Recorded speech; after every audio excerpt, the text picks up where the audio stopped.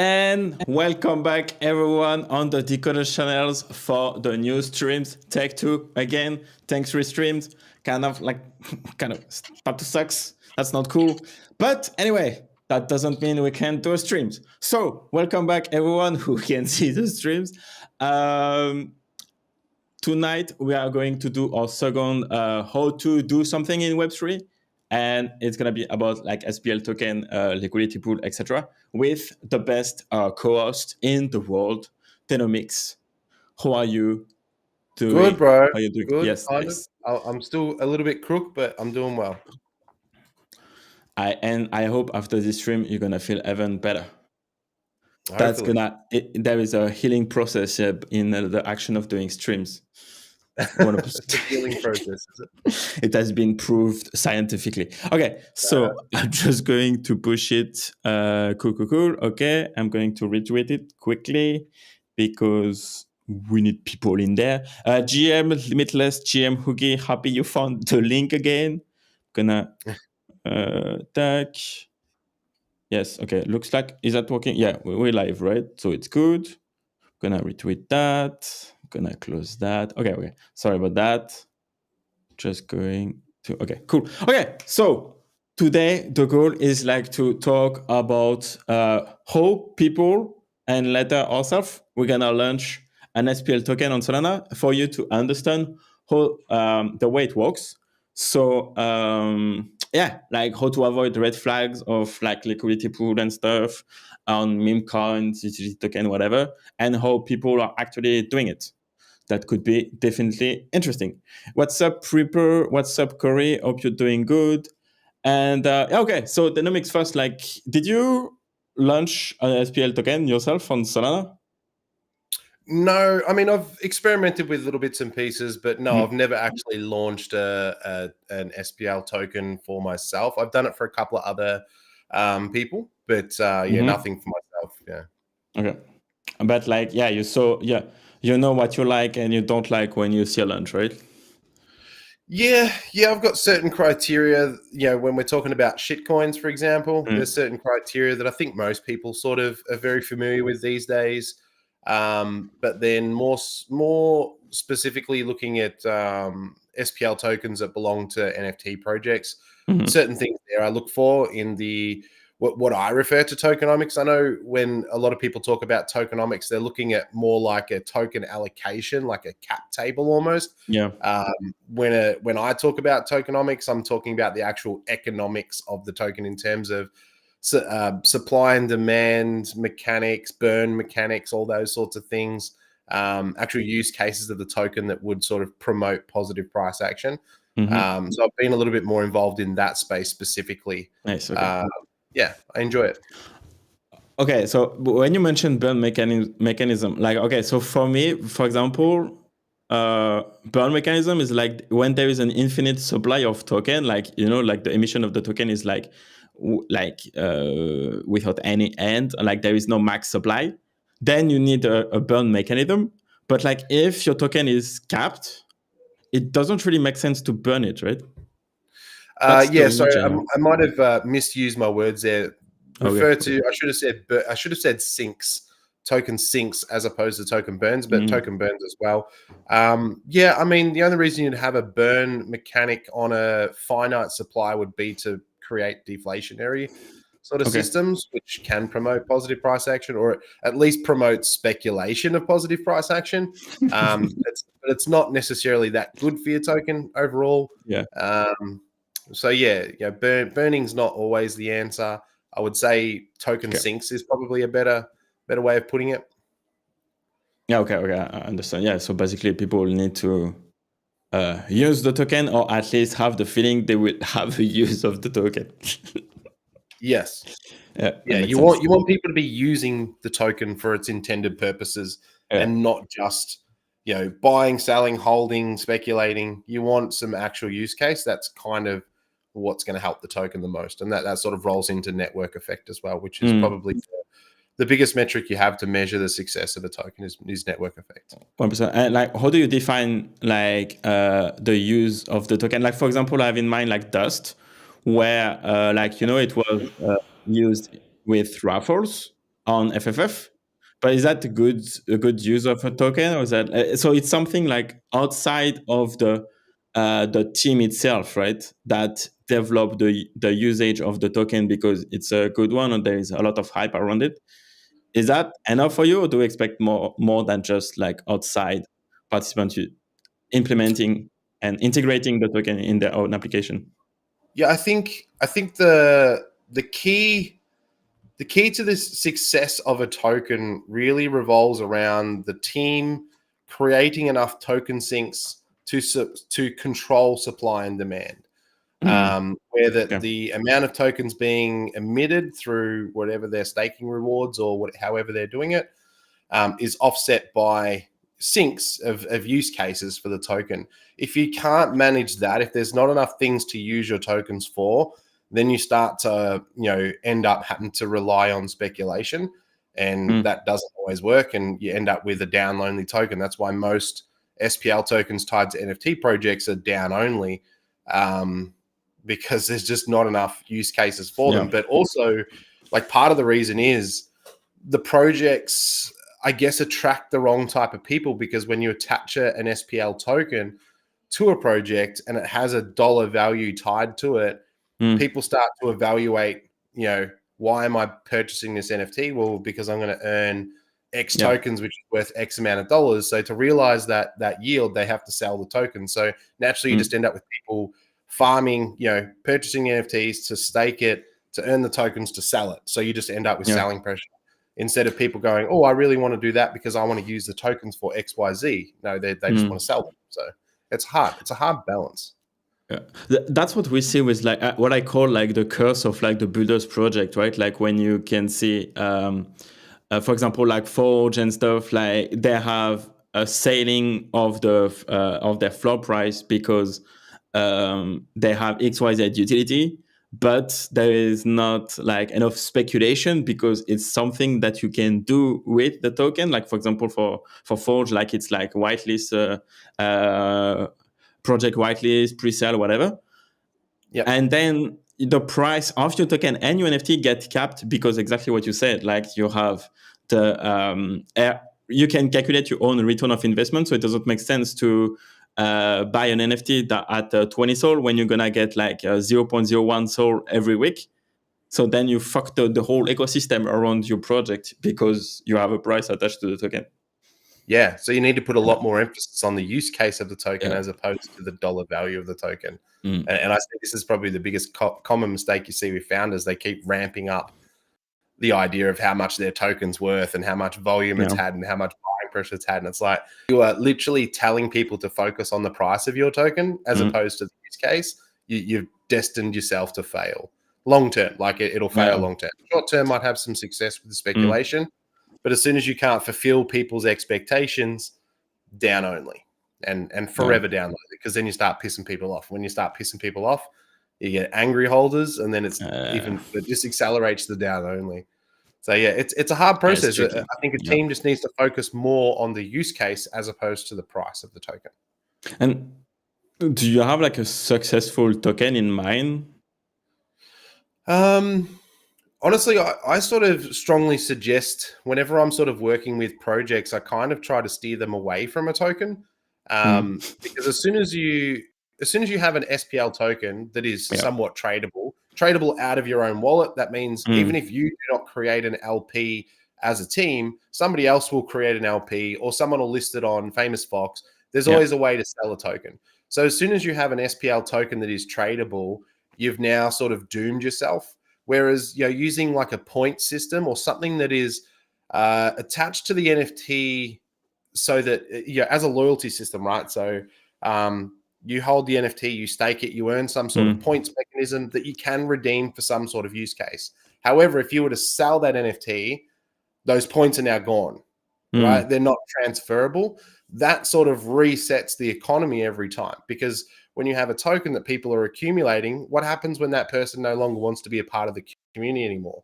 They're going to sell their NFT and they're going to have a shitload of these tokens. What are they going to do with them? There's no use case for them, so they're just going to dump them, which just hurts the price, which pisses everybody off, and ties this dollar value that's sinking on your project. So having a transferable token is not normally a good idea unless you have a super successful business model that can sustain some sort of liquidity to provide buying pressure to your token. Yeah, and on the other side, like the benefit of like having a price action on your token is also it's bullish for your NFT when you go to the moon and like people are printing a shit ton of dollars with your SPL token. I mean, a really good case study for that would be Decods back in the early Dust days. They were one of the first to sort of do the staking and the token, and then they launched hyped up the idea of the Dead God art upgrade, the first art upgrade. Again, another one of the sort of first projects to do that sort of mechanism, and that created crazy speculation because in order to get the new art, you had to stake and earn this dust, but because you only earn X amount of dust per day, it was going to take you X amount of months to be able to save up enough dust to do it. So people wanted to rush that experience, so they're purchasing the dust off the market and accelerating that process, taking the shortcut. And this is the same sort of psychological system that's in place when it comes to free to play games. So I don't know if you ever played, free to play mobile, free to download mobile games, and even games like Fortnite and Roblox and things like that that kids play. They're all free to download and play because they know they feed into the psychological side of human behavior and their need for wants and shortcuts and greed and stuff, right? They know that people will play a game and get hooked to it like crack, want that new skin, want that new gun, want to take a shortcut, and they will pay for that shortcut. And that's essentially, the psychology you got to sort of play into when it comes to like creating tokens with NFTs is you've got to have somebody on your team who knows how to play with people's minds, game theory and things like that, to give people choices and feed into that psychological barrier where people are going to be forced to make decisions. Do I stake and wait, but then be late to the party? Or do I spend the money now, buy some dust off the market, hurry up and get my art upgrade so then I'm playing with the cooler crew? And then I can earn more dust and make even more money. So, there's all these little games you can play with people's minds to push them through the maze. Essentially, you want to create a maze, right? You, as a team, as a creator of a token or whatever, you want to create a maze that people can find different ways to go through the maze. Your job is to force them through the maze in different directions and have people go in all sorts of directions. You want some people to go through the maze and use their token to purchase a free hoodie. You want some people to push through the maze and go through this way to sell their token. You want some people to go through and use their token in some raffles. You want to make sure that there's something for everybody, so everyone finds their own way through the maze and it sort of evens out in like an equilibrium where everyone gets value from something.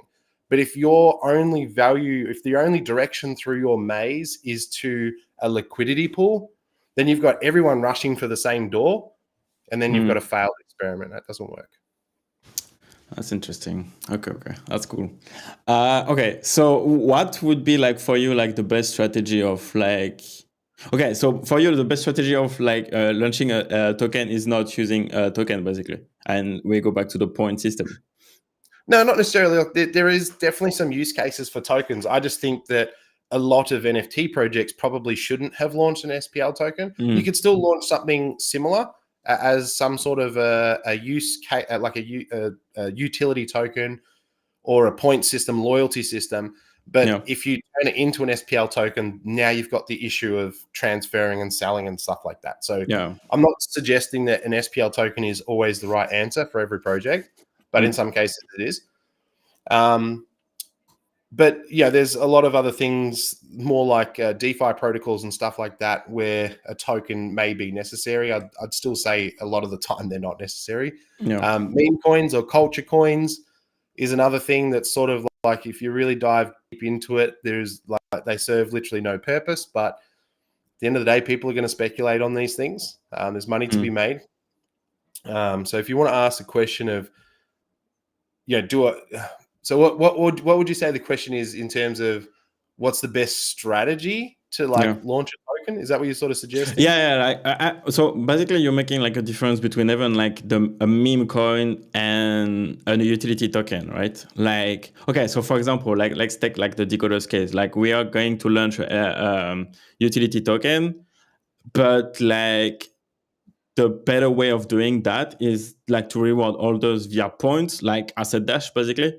Then because then you can trade and then you avoid all of the like bad sentiments that can follow your token if like everything goes to zero, which is like if you're not growing, basically you're running to zero anywhere, or like long term. And long term is like basically like 1 year, 6 months to 1 year.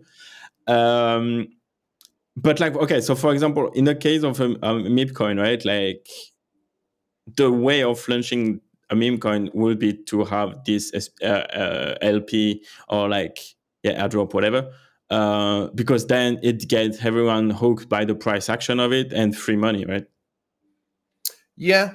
I mean, it's sort of debatable. I still don't know if there is the ideal way to do a fair launch. Mm-hmm. I think so. That's the whole goal, right? Is to do a fair launch. Like, how do you do a distribution mechanism? Because there's lots of ways you could do it. You could do an IDO or an ICO or whatever, a pre-sale, right, where everyone puts in money and then you get X amount of tokens back. Sometimes they're just free for all. Sometimes they're vesting periods and things like that, which is probably a bit better way of doing it for pre-sales. Some like what we've seen a lot in the shitcoin space with meme coins and things like that is they just do a straight up liquidity pool as a fair launch. And I guess in a perfect world, that is the most fairest way to do it because all the coins are just here in a pool. Let's say 100% of the coins are there and it's free for all. Everyone gets a fair go at it. The problem is in reality, it doesn't work because bots and things like that. And you've got the people who are the insider traders who are on it early. They get the contract address before everybody else. So what ends up happening is a smaller group of people get a large amount of the supply. And then by the time everyone else comes to the party, you're just getting dumped on by all the early users. So although that is the fairest way to do it, it doesn't work in reality unless you could somehow limit how much people could purchase. It's like pretty hard to do, right? From a liquidity pool. If you could limit how much a bot could pay. I mean, I think that's where like the local fee markets come in with Solana now. So stop people from botting. If you try and bot and buy a shitload of this token, maybe your fee price goes right up. So you end up basically copying a shitload of slippage or something like that, effectively getting less tokens for your money sort of thing. That's one way to fix it. The other way I think is a really good way is the airdrops to support or I should say, airdrop to supporting players, whether like an NFT project that supports the ecosystem or people who are early adopters to a protocol. I think that's another really good way. But again, the problem is, humans fuck everything, right? We're greedy fuckers, and we fuck everything. So you have an airdrop opportunity, so now you're going to have people exploit that. You're going to have people with 50,000 wallets doing the maximum amount of transactions to farm the shit out of it to get more than everybody else so that they can dump on everyone's heads. At the end of the day, humans destroy we find a way to fuck everything. That is essentially how it works. We're stupid. We're stupid people.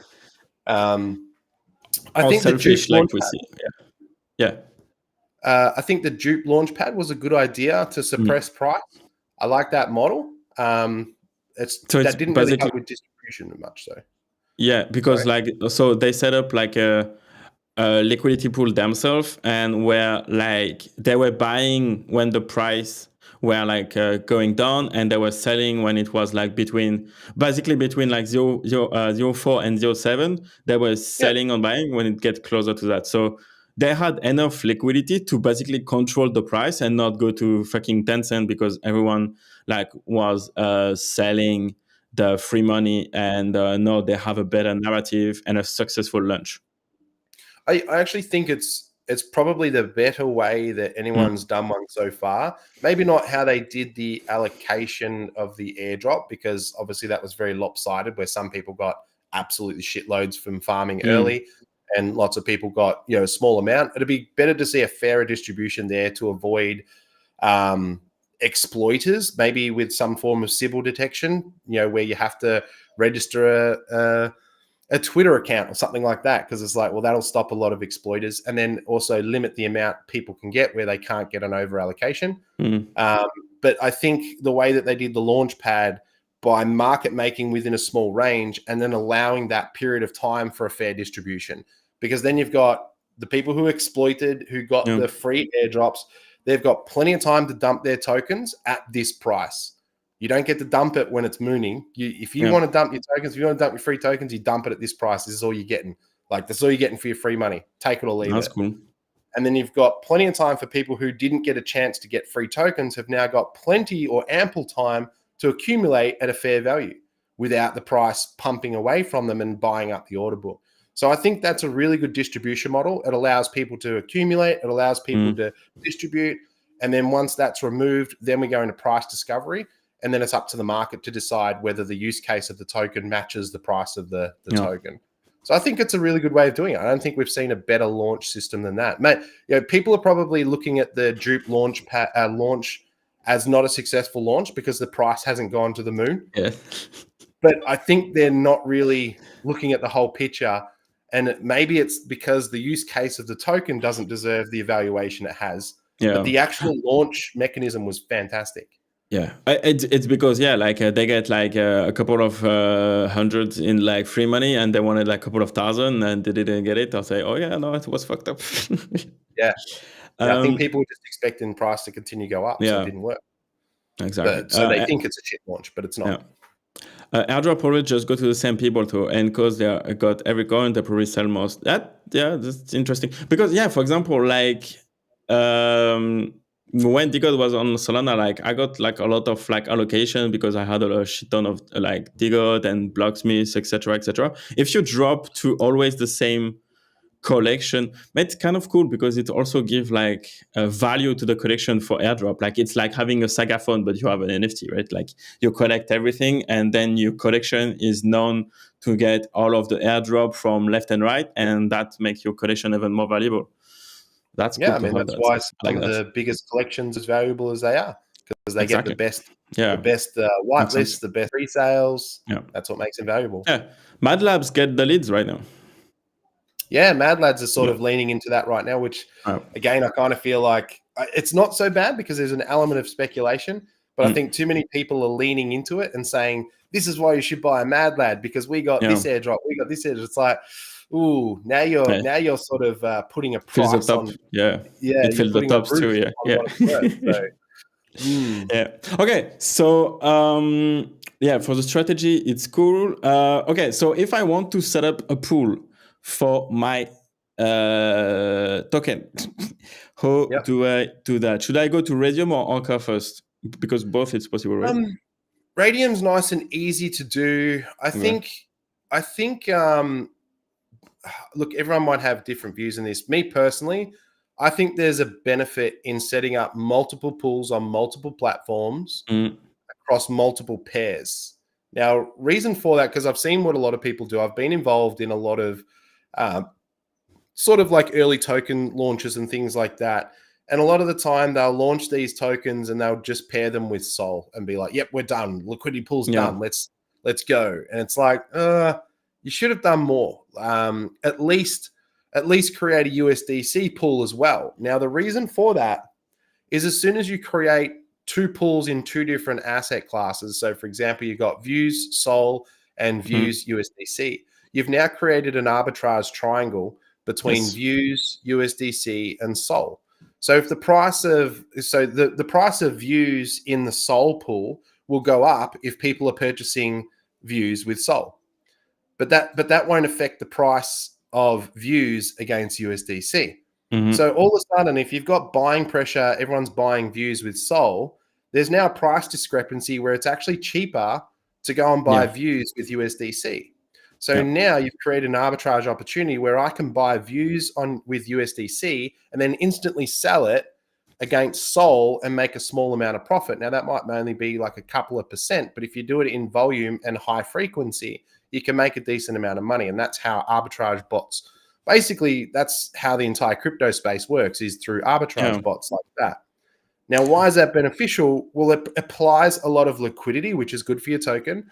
It increases volume, which not only attracts other buyers, but also provides some cushioning to your token to avoid it from price impact and things like that. So creating as many pairs as possible actually helps with volume and liquidity because it creates arbitrage opportunities, which then brings in arbitrage bots who will exploit your system and provide liquidity to your token. So it's kind of an idea to create as many pairs as possible. So I recommend, and this goes even for doing View Sol on Raydium and then creating another pool View Sol on Orca, because both of those pools are not attached to each other. If somebody's trading on Jupiter, which most people do, every now and then, if you went and bought some views, you're going to be buying views and it's going to route through Raydium. The next time you buy views, it's going to route through and purchase on Orca. And it's just going to keep swapping between the two, and people are going to keep arbitraging between the two. So I would say create as many pools as possible. That's Raydium, cool. and Meteora. Okay. Okay. So Meteora is like the and even like Jupiter can have like the best path too, right? So if you are like everywhere, then like you have even more opportunities on the swaps and more arbitrage opportunities. So then you create more volume, right? Yeah, and the Phantom wallet as well all tracks through Jupiter as well, finds the best route. So as everyone uses Jupiter, right? So you set up a pool on as many different things as possible. Everyone's going to use Jupiter. It will find the best place, and the arbitrage bots will continue to rotate through all your various pools and provide liquidity and volume for everything. So the more pools, the better. Okay, and like, what would be the minimum capital to inject to launch the token? This is a tricky one, and I've had this debate with many of different teams. Probably because most of the teams I work with are so uneducated and new at this, they don't understand it. But I don't know if there's a perfect answer in terms of how much money you should supply liquidity for. It depends what you're trying to do. But a lot of the mistakes that some people do is they put too much in at the start. Too much, say, on the USD side or Sol side, and not enough of their token. So what that does, it instantly, because essentially when you launch a liquidity pool on a fresh token, you've now just set the market cap because you've just set the price of the token based on how many tokens are in that pool. So you've got to be careful there. If you're gonna put or supply a decent amount of liquidity to your pool, you're gonna have to put in a lot of tokens, a lot of your own tokens. Otherwise, you set a really, really high market cap, in which case nobody wants to touch your token. Or they're going to look at it and go, holy shit, I've got a whole bunch of these tokens. Now they're worth $1. I'm going to dump them all. And they'll just drain your liquidity pool straight away. So you've got to be really careful there. It's tricky to get that right. So in some cases, it's better to start with a very, very small amount of money, like Sol or USDC, and a lot of your tokens in order to have a very low launch price to encourage people to not dump. Because if their tokens are worth nothing, they're not going to dump it. Okay. And then that encourages people to come in and buy, and that will sort of naturally have a better price impact, and liquidity will increase into that pool. And if you burn your LP tokens, then it doesn't disappear. Yeah. Okay. That's cool. Okay. So right now, like if we say, okay, Decod3rs views, blah, blah, blah, that's the like FFF price action. So should I take that price here and then launch the liquidity pool, and then if they work, like put even more liquidity, or like divide that by 2 and set up the liquidity pool, and then it will. I haven't looked at your tokenomics, so I wouldn't know what your supply is, what the emissions is. So it's hard for me to say, but like that might be a really good price to launch at. But yeah, I'd need to sit down and do the math to work it all out. But I mean, just because you've already got a market value because of the trading on Famous Fox, it doesn't mean you need to stick to that pricing. Like I would still look to try and launch it as low a price as possible. But it also depends on how many tokens you have in circulation available for you in circulation. Because here's the thing you got to remember, right? I'm just going to ask you this question because I don't know. Majority of your tokens still locked behind staking, and the only tokens in circulation are tokens from people who have No, you don't stake decoders, do you? You earn views from watching, right? Yes, exactly. So right now people, okay, they're not earning from that video because the stream crashed. So it's a new link. But like basically what I'm doing is like connecting the streams to the app. And when they go on the application, they click play, and every second I give them like X amount of token based on the number of decoders that they have. So, and we don't have staking and like when they earn views. Because I just want to reward them doing an action, aka watching a video. And that's why also I don't want to do like airdrop, because it will devalue the fact that people have watched the video too, right? So it will be strictly available to the people who watch the video since months, right? So my idea is like to launch the liquidity pool too, and like get back as many as a token possible, and then keep like bringing liquidity that way too, like by bringing more like token, then they will dump and then get back tokens and then put more liquidity, etc., etc. And I don't know if I should say that publicly, but yeah, whatever, we're talking. I like it. So you've essentially got a proof of work token. You've exactly. got to watch your videos. Watch your streams on the Decod3rs website in order to earn the views. Exactly. So that's cool. So I prefer that over airdrops because, like you said, imagine if everyone has been working for tokens and then all of a sudden you give them away for free, it devalues it. People are going to be upset. So yeah, that's good. Now, do you have a limited supply of tokens, or is it 21 million? 21 million right now. Basically, Bitcoin is what you're saying. It's basically Bitcoin. So there's a chance we could see a flipping, perhaps. No, exactly. Like, yeah, it's gonna be 1 views equal 1 BTC. So in the chat, let me ask you this: every, or you're going to do an accelerated growth period where it's every 4 months. Do you earn less views, half the amount of views? Okay, so we have a views DAO, and like the multiplier formula, I just updated that this week, but I want to submit proposal to edit the multipliers.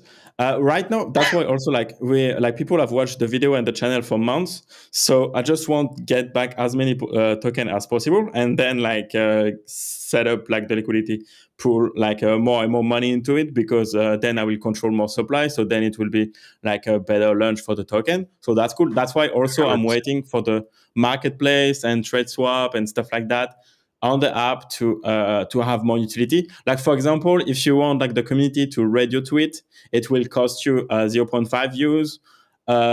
When you claim, it costs you views. When you unstack, it costs you views. So we're using as a gas currency on the app, and every services that we gonna provide via the app for content creators and stuff like that will be paid in views. And after once all of the views are in the market, we're gonna have points, but that's another story. And for example, like if you want a sponsored show on the channel, we're gonna put buying pressure on views to get a discount on the price of the sponsor, etc., etc. So it's gonna be cool. Yeah. So like yes. So yes. Bit to unpack there, but I think you're on the right track, which is trying to claw back as much of the current supply as possible. I will.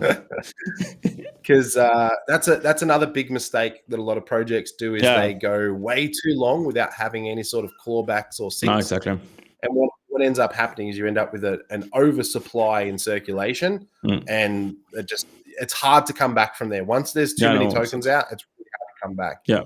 So you want to do as many things as you can right now to try and claw back as many of those tokens as possible. And you can just do some really cool, fun stuff with the community. I would probably look at, I don't know if you have got any merch partners, but I'd be speaking to Kaz from Onyx. He does amazing work. Speak to him about doing a merch drop of some sort if you've got some funds available, and do a massive discount purchasable through views tokens. So let's say if the hoodie's $100, you can get it for $50 if you use 10,000. I don't know how many. I don't know how many views are out there, right? But do something like that to get a massive clawback. You could run a few raffles with some high ticket item NFTs. You know, a couple of Mad Lads, for example. What are they worth at the moment? 150 SOL, like 15 grand, 20 grand, something like that. if that's within the budget, put a couple of high ticket items and then do raffle tickets in views. Get people to spend those views. Get them out of their hands. That speculating supply before you start doing an LP. Then what I'd probably do with all those views that you get back from those syncs, I'd be using them to put into the LP. So let's say you end up with, I'm just going to throw a number out, 2 million views tokens. You put 2 million views tokens into the pool and like $5,000. You know what I mean? And then that'll dictate your market cap. That'll dictate the price. And then you've got rid of the circulating supply out of a lot of people's hands. Now you can start fresh and control the emissions. And this is where I think you guys could really lean into the Bitcoin narrative, because you've got 21 million tokens. Yeah. Why don't you start implementing a halving system to the views? Yes. So like at the moment, I don't know what the mechanism is, but let's say you earn 1 views per minute. In 4 months' time, halve it. You earn half a view a minute or something like that. And just do that every 4 months, have a halvening, just to sort of lean into the narrative of Bitcoin. It could be a bit of fun, and it will help control the emissions. Exactly.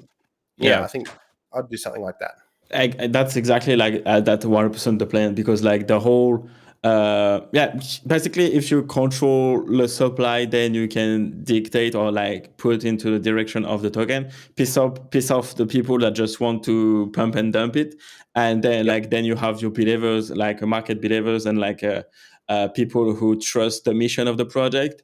Basically you're rotating and you're cleaning up the holders, right? So it's cool. The other thing you need to sort of plan ahead with as well is you've got to reward the people playing the game. So remember I referred to before about creating a maze and having multiple ways to go through the ways. You don't want to have one way. It's got to be multiple ways.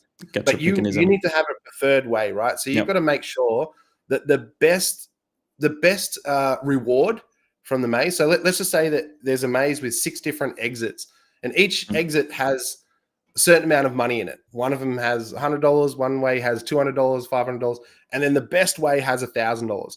So that is the best way to go, right? So you need to reward your most loyal holders with the best possible exit. So I would build in a mechanism where you need X amount of tokens for this, whatever Y thing is, right? That's going to be a really, really, really good reward. But the only way to do that is by accumulating your tokens and spending them for what they're supposed to be spent for, and not just selling them every day sort of thing as soon as you get them and making $50 a month or something. Reward the people who are playing the game properly the most. So if people want to sell their tokens, let them sell their tokens. They'll make their $50. They'll be happy if that's what they're here for. They make their money. Exactly. But the best reward is actually not selling them. 1%. Okay, I love it. It's cool. Okay, so everything that it's cool. Okay. We're on the good track. That's cool. In the chat, like if you're excited about what you're hearing right now, just let us know. If you have any idea of what you plan to do with this used token, let me know. You okay, bro? Just dying a little bit. Just stepping up to stage 3.5 man flu. I do drop dead on here.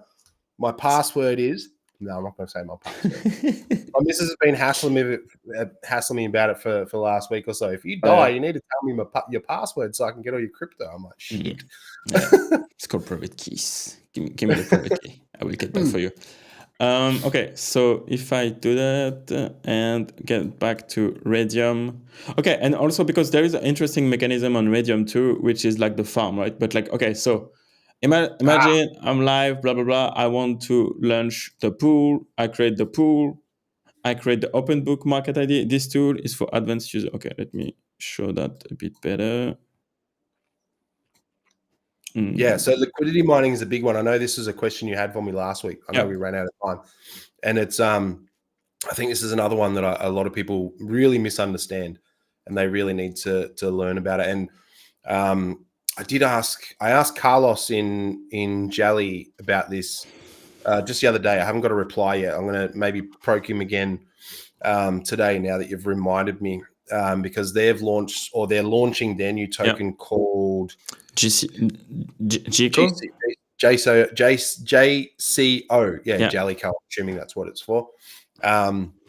And they've got a whole new bunch of mechanisms. I know they're doing an LP, and they're going to be doing LP rewards, and they're also doing a stake and earn a different type of reward mechanism.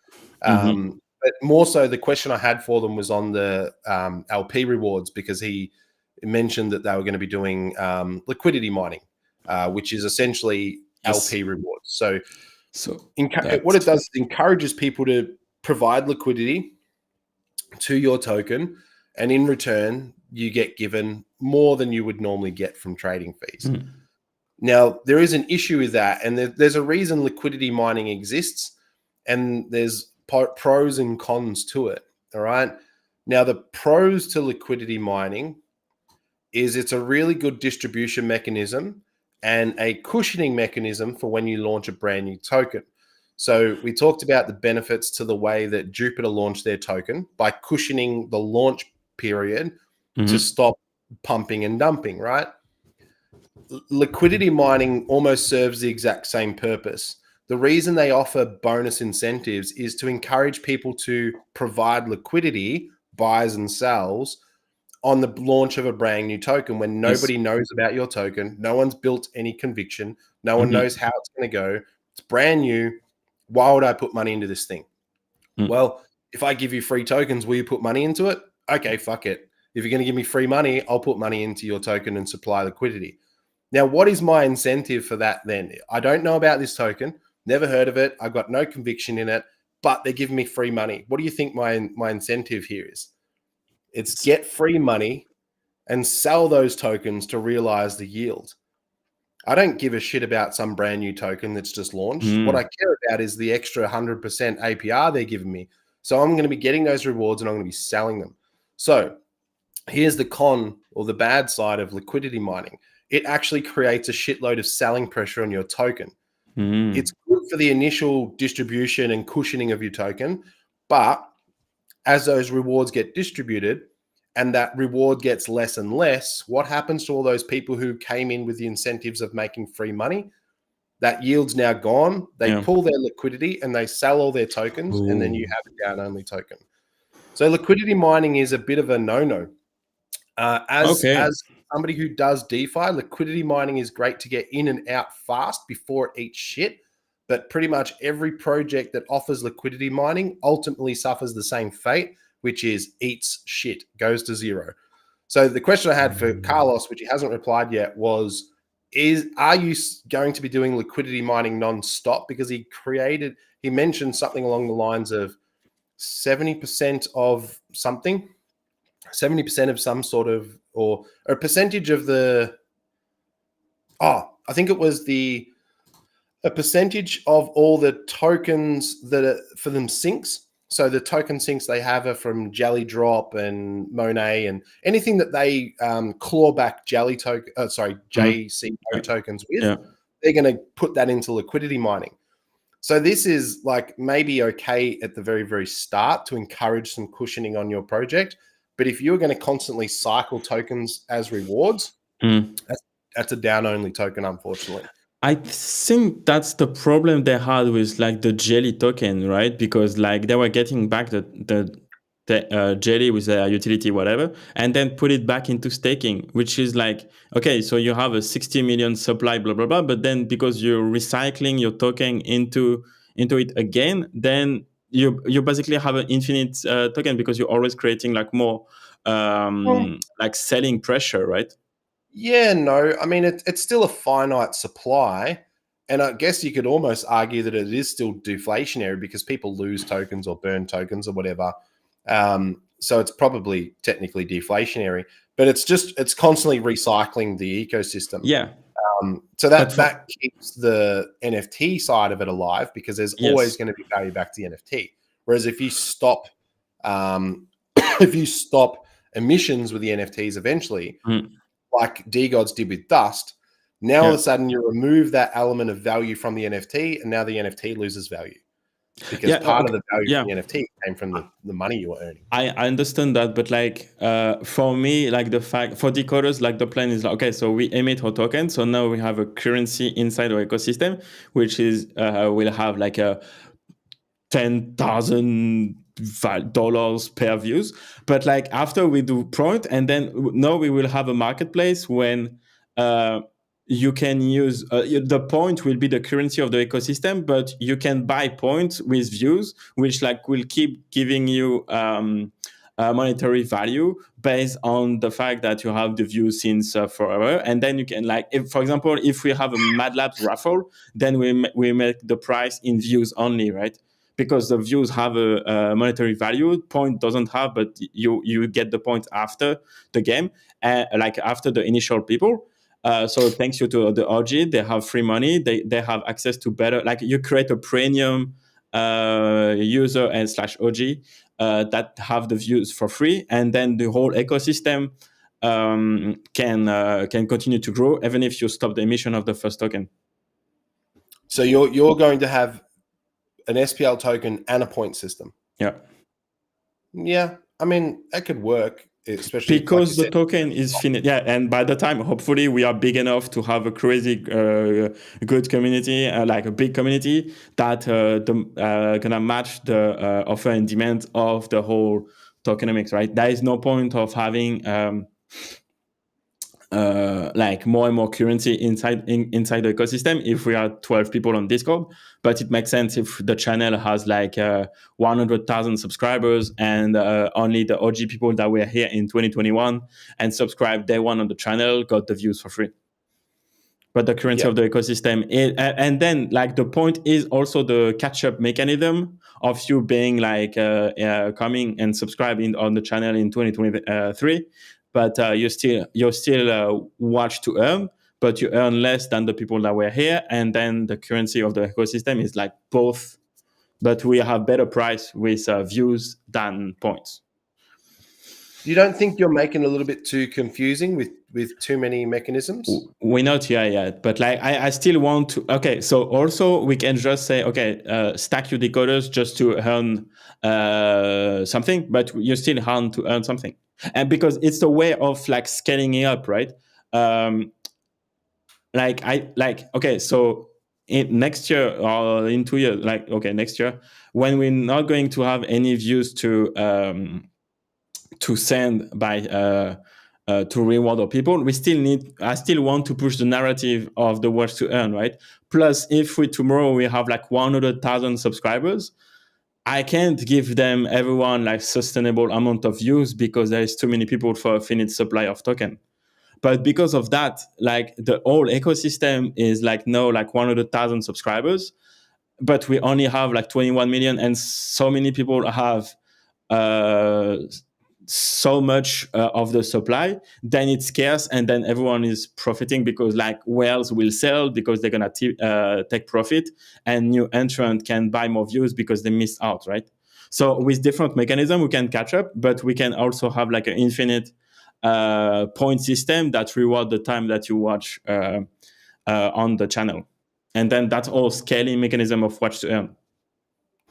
Can I make a suggestion just to like keep things super, super simple? Because I think when it comes to these things, the most simple systems work the best. You can have it really complicated in your thought process on how you're playing mind games with everybody. You can have that super complicated, the game theory behind it. But I think when you're explaining it to your audience, it needs to be super simple. Watch this, earn that, use it for that. It needs to be super simple. What I'd suggest, I don't know if this is possible because I don't know how much you sort of make from YouTube, but the way I would sort of structure your system was you earn views from watching your live streams. You guys, decoders, earn ad revenue and sponsorships and all sorts of banger deals, affiliates marketing and things like that from your YouTube channel.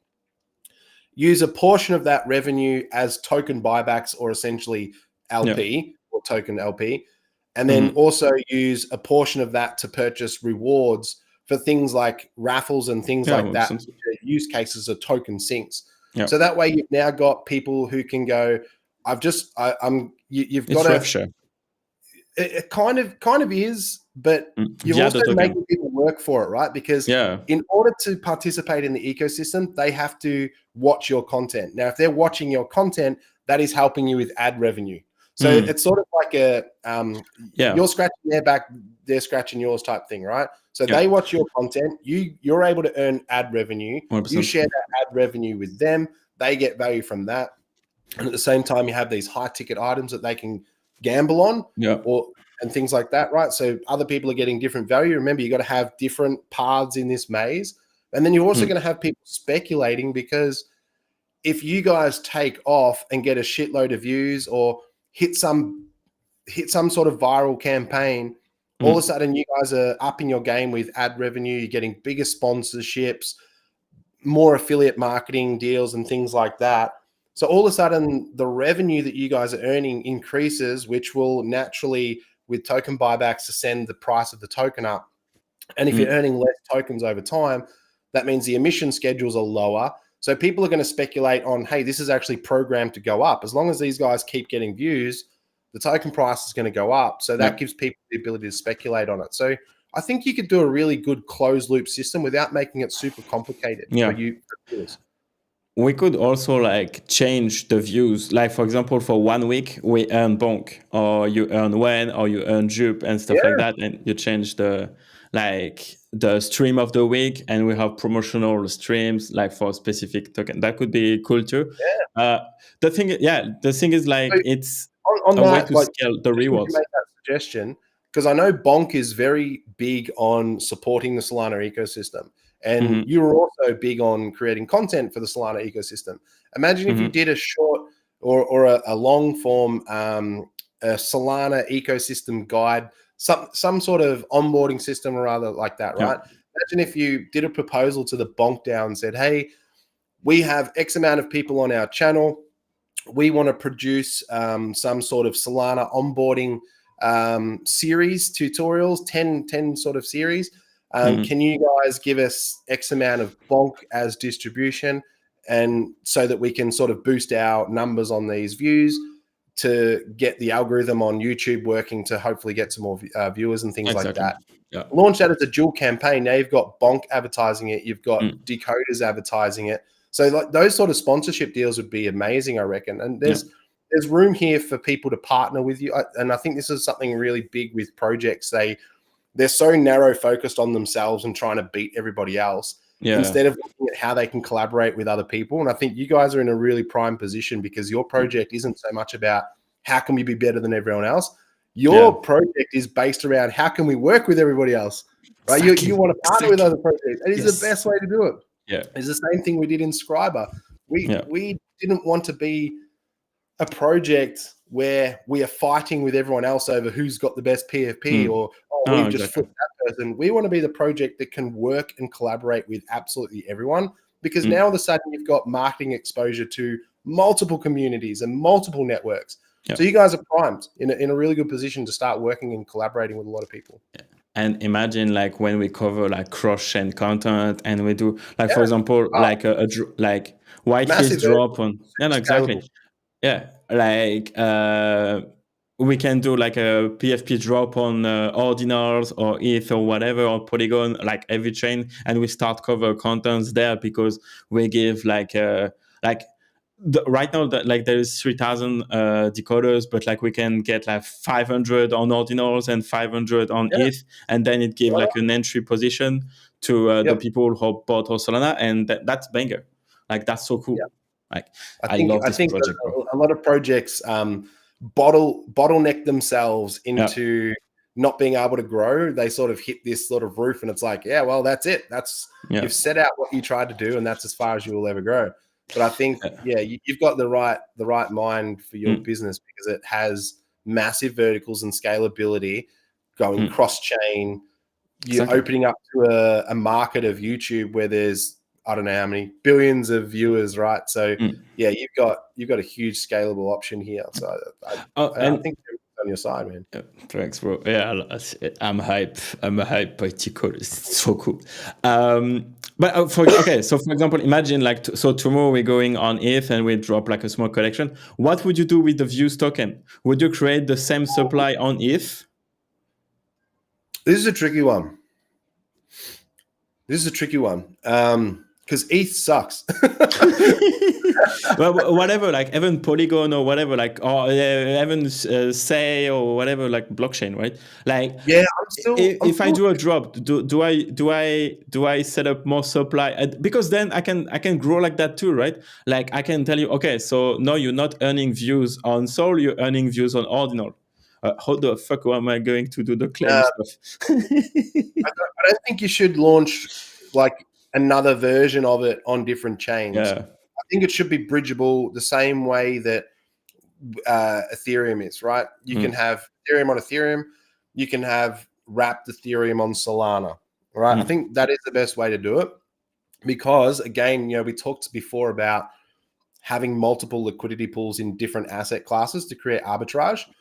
I wrote an article on this a while ago about the NFT space being multi-chain and having the ability to purchase or at least value NFTs in both the native currency like Solana, but also in USDC and create two different markets, right? Because it creates arbitrage, which will help with liquidity in the NFT space. And there's been a lot of talk about Degods going multi-chain, right? Yeah. And my thought process for this whole thesis that I put forward in an article age ago was like, I actually feel like having multi-chain NFTs is a good idea because you're going to have Degods on Ethereum and you're going to have Degods on Solana, both of them priced in their native currency.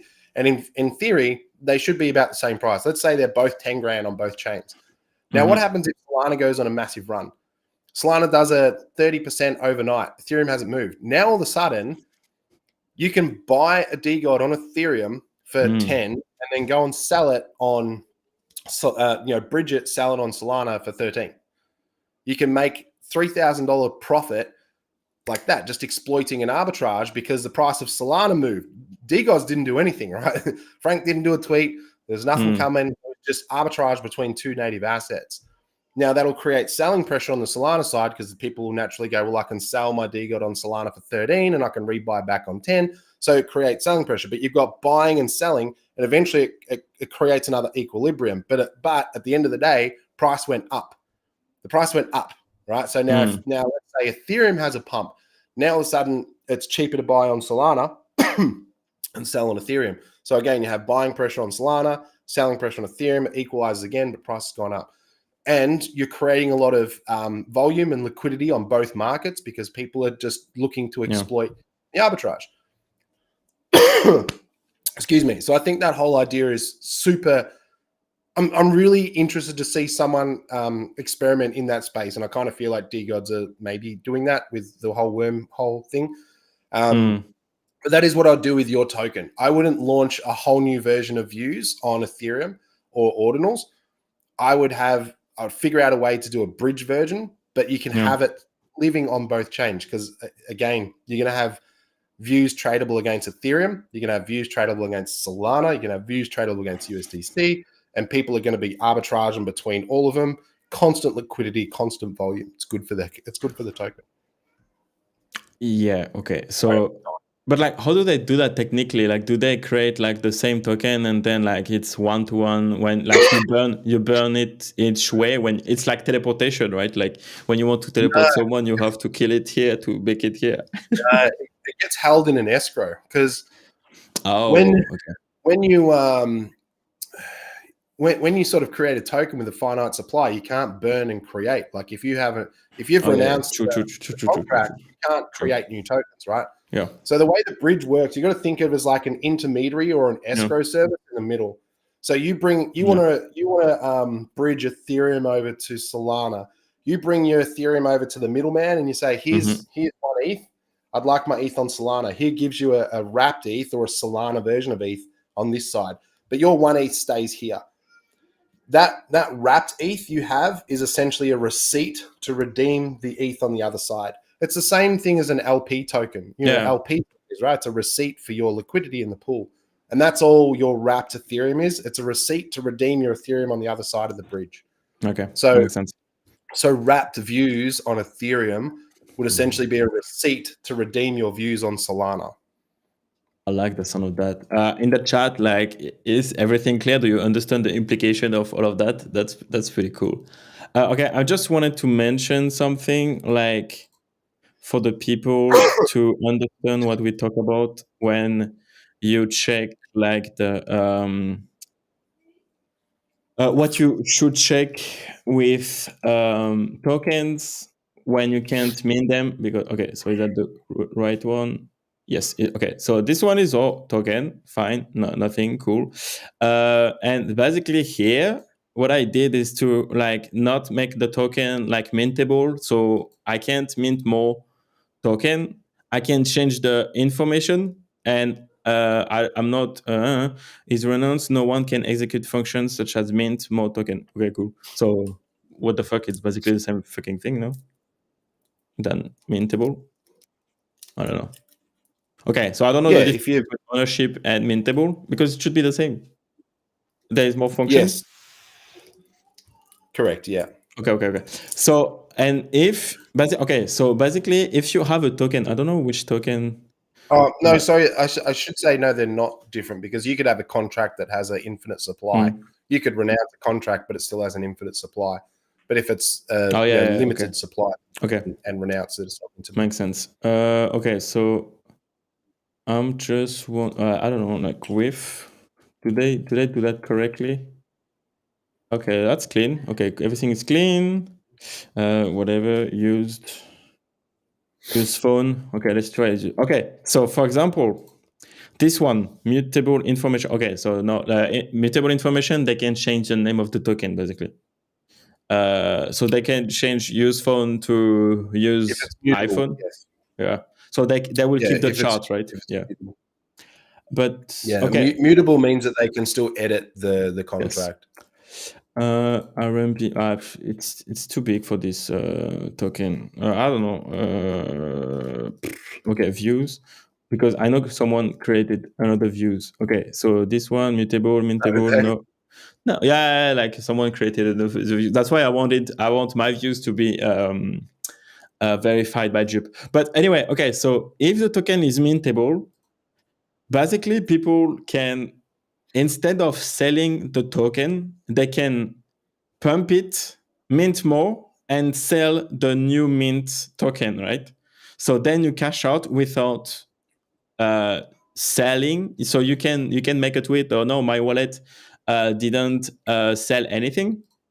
But because you minted more and you have like more supply, then you can kind of like take profit by screwing everyone else, but by increasing the supply, right? Yeah, essentially, yeah. You could sort of create a system that looks really attractive for people, so they come in and buy it, pump the price, tons of liquidity, and then you can just go and print another however many million and just dump it straight into the liquidity pool and just take all the money. Exactly. So yeah, they're massive red flags when you see those sorts of things. And if I provide liquidity, I provide like, I don't know, like 1 million, like the token is like going to the moon, I'm happy. If I take back, because the price, okay, so I provide $1 million and like 50,000 of views. The market cap is going crazy. Everyone is happy, pumping, whatever. If I take back my liquidity, right, because the price pumped, I get more USD value. So I will get more money. And then everything crashes. That's basically it's a pump and dump, right? Like you pump it, you bring a lot of liquidity, you take back your liquidity, you didn't sell shit, but because of the token pump, because everyone get on the token, you get more USD value. You don't have any more token to sell. You take back your liquidity, then you make profit. Yeah, so this is where the term rug actually came from. Yeah, it's like funny that yeah, you pull the rug, right? Yeah, yeah. So basically, what you do is you create a liquidity pool. So you go put X amount of tokens into the pool, and you start off with say $1,000. Now, everybody who comes in and rushes in to buy this brand new token is putting US dollars or SOL or whatever into this pool and taking the tokens out. Yeah. So that pool is just growing in dollar value. You're the only one, you own 100% of that pool because the LP tokens actually belong to you. You supplied all the tokens. People are buying the tokens off you. You're making 100% of that yield. So if you wanted to go, oh shit, there's $200,000 sitting in this pool and nobody else has supplied any liquidity, therefore that entire liquidity is mine. You could just, Basically, take your LP tokens back as receipts, redeem your entire pool, take the money and run. And that's what a rug is, because price goes to zero. There's no more liquidity. So that's the other thing you need to look for is people need to burn their LP tokens. So that's something you have to look for is whoever the original creator of the LP, you need to burn those LP tokens. So that way the liquidity that is in the pool as everyone's buying into it, and that pool goes up to 200,000, that liquidity is actually locked. It can't be yanked. It can be drained by people selling into it, but that's essentially fair market. What can't happen is you can't rip the whole thing out. Okay, so that's what you can see on the rug check website, right? Yeah, if you go to rug check, that'll generally give you the details whether or not the LP tokens have been burnt. So but you haven't created any LPs yet, so that's why. But like high demo concentration, so that's cool. But they had like the they also check if you have a token address, sol scan. I want to check because I know Bonk, I think they have like locked liquidity, guys. You'll probably find Bonk's got tons of different liquidity pools. Yeah. So you'll see there where it says markets, there'll probably be a ton of them. Which is good, right? That helps. The more token market you have, the better for it. Mutable metadata, low amount of LP provider. Okay. Fair enough. Low markets detected. I don't know what's going on there. Yeah, that's I don't know if Flux pulls all the data correctly, to be honest. Yeah. With dog with at. Tag.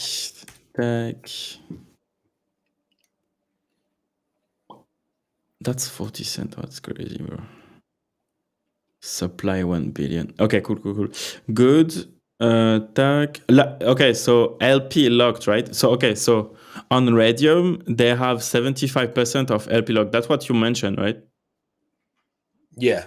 Okay, so 75% of those 3 million locked is different than burnt. So I think there is a way you can. I mean, essentially, what you could do, right? If you created the first LP and you've got those LP tokens, you could go into something like Streamflow, and you could chuck those tokens into a Streamflow lock period for like 12 months, and essentially say the LP is locked for 12 months.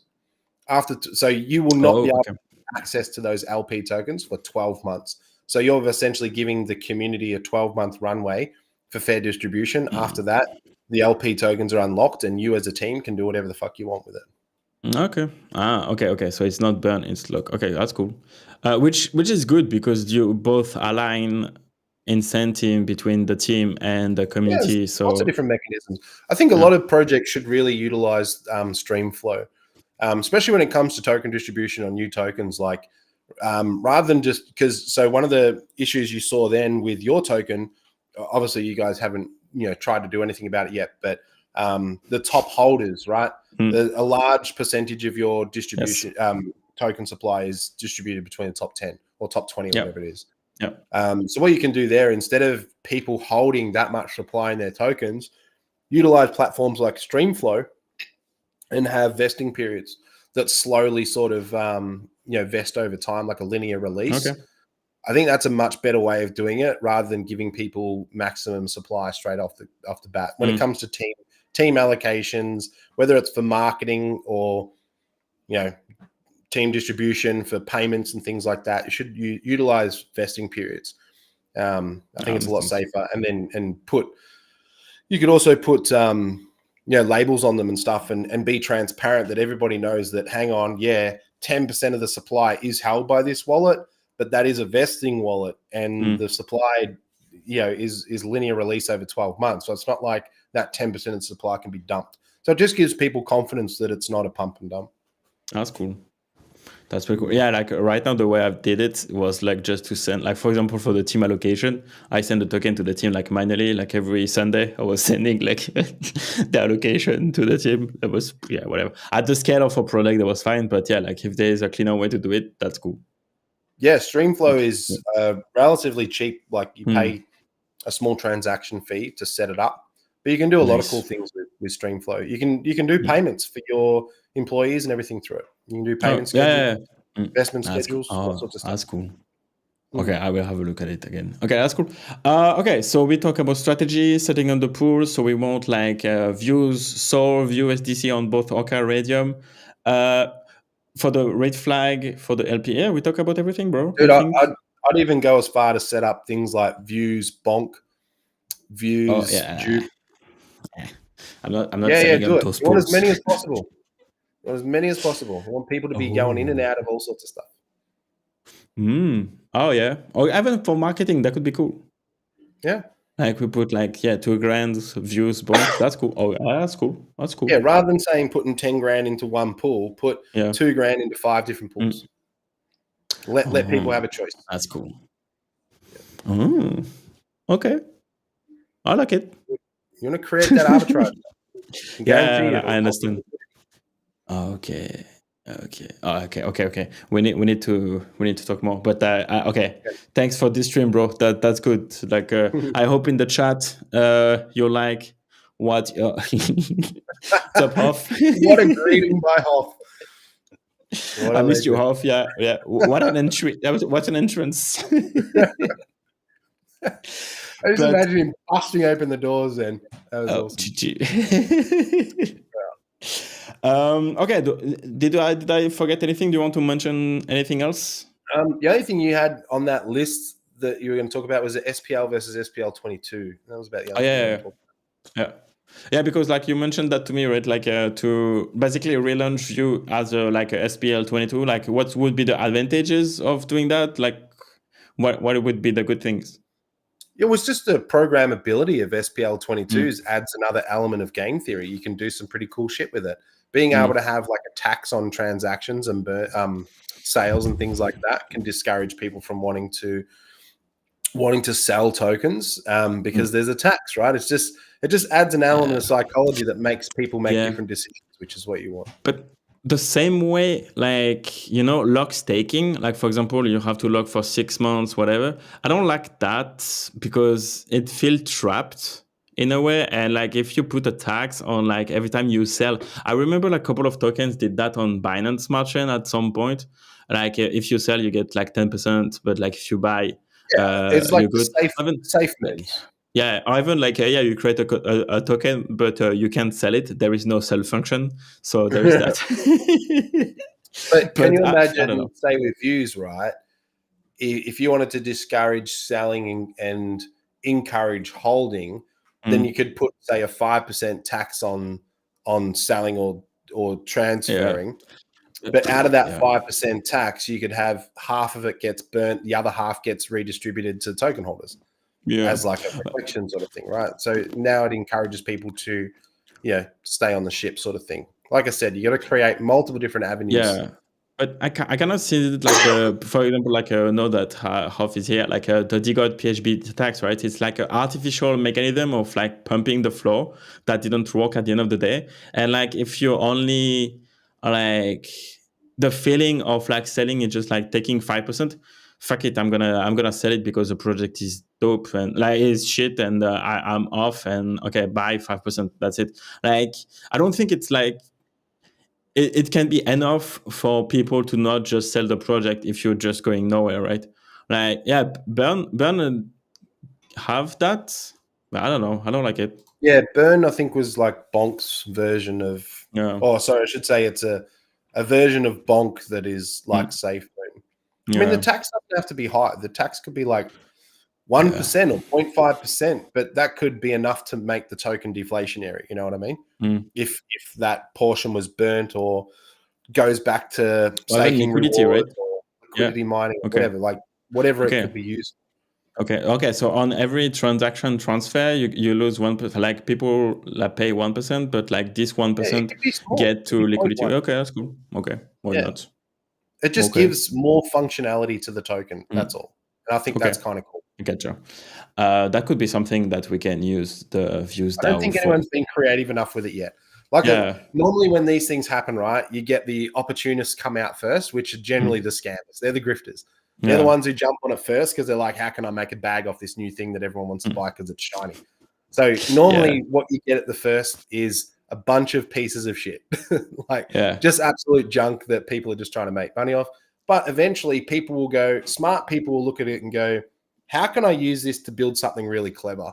And they will eventually come along and you'll get some really cool shit. And it's the same for the NFT space. I look at the NFT space right now as going, we're in that phase where all the opportunists have come and they've built really terrible projects.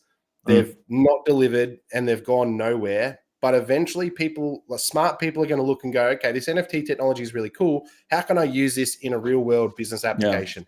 How can I actually make use of this to be functional and drive value to people in some way and still be profitable as a business? Smart people will come along, figure out a way to innovate this technology and make it much better than what it is now. That's what I'm waiting for. But that might be another couple of years away yet. Yeah, because there's not a lot of smart people on chain, so... No, there isn't. Okay, man. I think we can slowly wrap it up. In the chat again, if you have any question, ask away, because we're gonna close up soon. Because I think we mentioned everything. Like with everything that we said, we clear like creating the pool is not that hard. You go to Raydium, Orca, whatever. You create the pool, job done. So you will not touch the farming on Raydium, because that would be good to do. Only at the start, if you were launching a brand new token. You've already launched a token. Everyone knows about you. No, I don't think doing a liquidity mining would be beneficial for you in anything. It'll just hurt your token price. I don't recommend it for anyone long term. So what about views staking somehow, like in the normal mechanism? Is that bullish or not for a token? Yeah, I mean, you could do views staking for some sort of reward mechanism, but I mean, you can't beat the good old raffles and Dutch auctions and things like that for clawing back tokens. I mean, at the end of the day, views is supposed to be just a fun token, right? It's a utility token. It's not supposed to be an investment vehicle. So I don't think you should get too serious with it. Okay, let's go. Okay. So that's cool. Okay, cool. Okay, so utility token. Nice. Okay, fair enough. That will even simplify the launch of the pool. Okay, that's cool. Okay, so multiple pools. We put some grants on the table. We get the liquidity. We put a lot of like more token than price. So we have the lowest price possible, but still like